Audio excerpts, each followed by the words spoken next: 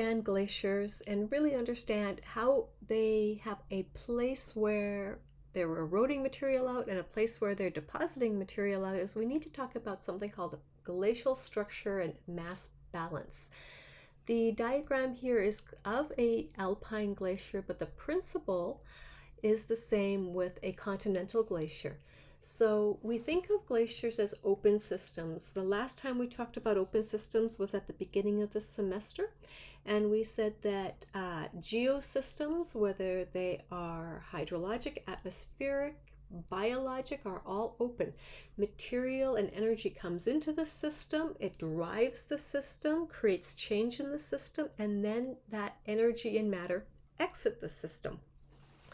The primary mechanism of glaciers being open is the matter that's being added is water. That water then moves through the system through gravity or its own weight, and then that melts out eventually. So we've got an accumulation zone where that ice is primarily being added, and we said in the earlier slides that it's up here in these cirques. At these high elevations where the summer months don't get warm enough to melt out this ice. And then we've got that feedback mechanism of ice with its high albedo then creates a cold environment that allows that snow to exist over over summer months. That material then moves down through gravity, and in doing so, because it starts to move, its integral structure starts to change. It becomes less stable and actually quite dangerous. But it moves and it creates crevasses, and it's starting to pluck material out and create abrasion. So this erosion zone is occurring at the bottom layer, the basal layer. Here we get to a point which is the firn line, the equilibrium line, and at this point what we've got is everything above the firn line is considered part of this accumulation zone. We're getting more snow deposited above this line than we are below this line. So this is that sort of middle point on the glacier in terms of volume of material. It doesn't necessarily have to be geographically in the middle of the glacier. All right. Everything below the firn line, what's happening is the glacier is melting and we're losing more mass than we're gaining at this firn line. So at the height of glaciation, an ice age, this firn line would be closer to this edge. At the end of a glacial event, a glacial period like we are now, that firn line is much higher up on the mountain. All right, in fact, we've lost all this material. So the firn line moves as the glacier moves and recedes. So the ablation zone is a fancy word for where ice is being lost. All right, so we've got this ablation zone, just like with fluvial geomorphology. When you lose mass in water that's liquid, you lose the ability to carry material, and when you can't carry material that you have picked up and eroded, you're going to deposit this stuff out.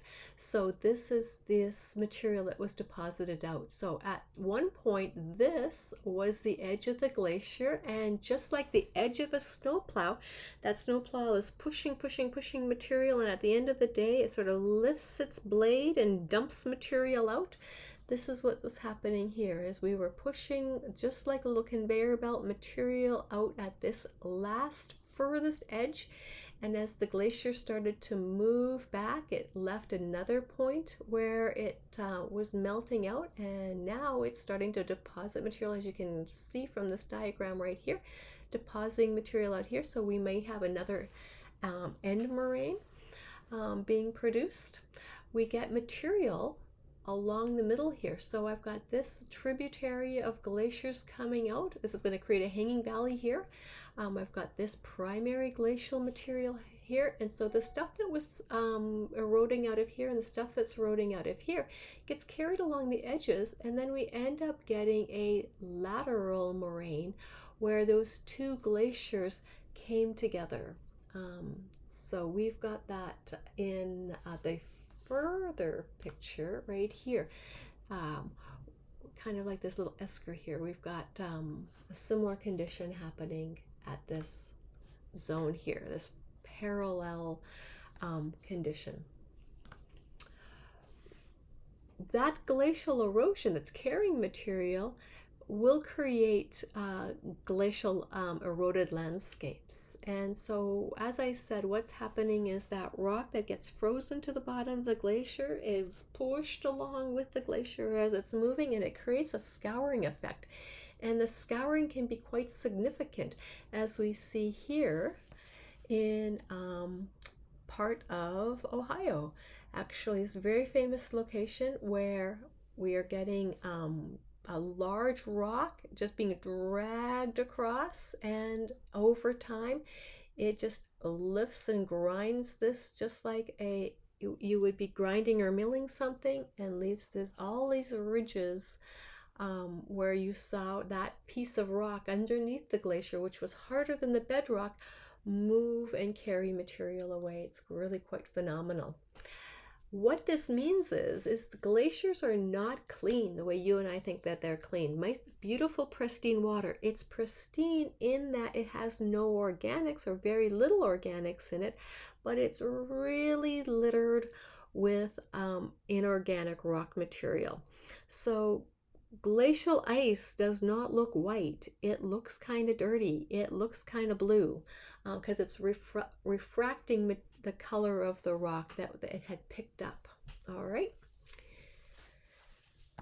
So most often the glacial polishing, which is what that is, looks more like this, where there are smaller pieces of rock that are carried along, and that rock is being eroded as much as it is eroding the material that was left behind. So all of these striations, which is the term used for these features that are eroded out, tell the direction of the glacier. So we can see here a piece of rock was pushed along the glacial bottom in this direction here.